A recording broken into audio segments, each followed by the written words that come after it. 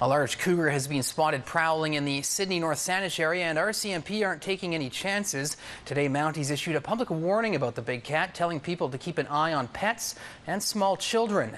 And an elementary school in the area kept students indoors. CTV's Aaron Glazier joins us live with more. Andrew, with both bear and cougar sightings up across the region this year, RCMP and conservation officers are on high alert yet again. Deep Cove is a tranquil, rural area on the Saanich Peninsula, but RCMP warned today a wild cat is lurking in its midst. Just over the last week, we've had quite a few sightings. We've gone a few months without sightings, but just in the last week, we've had quite a few, and just this past weekend, quite a few in the same general area. 5 cougar sightings have been reported in close proximity over the last week, and RCMP believe it's the same cat. Most of the sightings have been in the North Saanich area, Hillgrove, Eagle Way, Elderberry, West Saanich and Tatlow, that general area. You could hear a pin drop on the playground at Deep Cove Elementary. Students were kept indoors for recess and lunch breaks after School District 63 decided it wasn't worth the risk.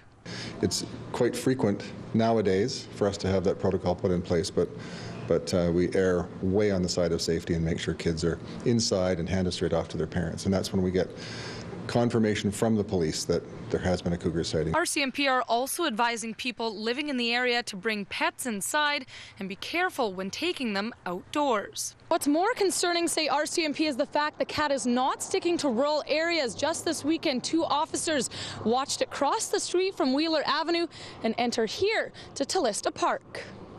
Before conservation officers could get there, the Mounties saw the cougar jump down to the beach and disappear. It's a relatively populated area. It's not going to be able to live there long term without causing some type of conflict.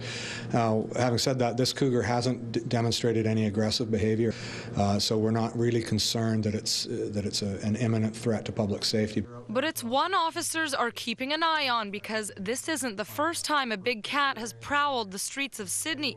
In July, one was shot after it was cornered close to the Sidney Pier. And officers say it could be related to the cat spotted over the weekend that unfortunately may end up with the same fate. Andrew, the conservation officer I spoke to today, would like people to contact the conservation headquarters here in Victoria if they do come across this cougar this weekend. Of course, you can give them a call at 250-356-9234. Also, if you're looking for information, you can head online to the Ministry of Environment's website.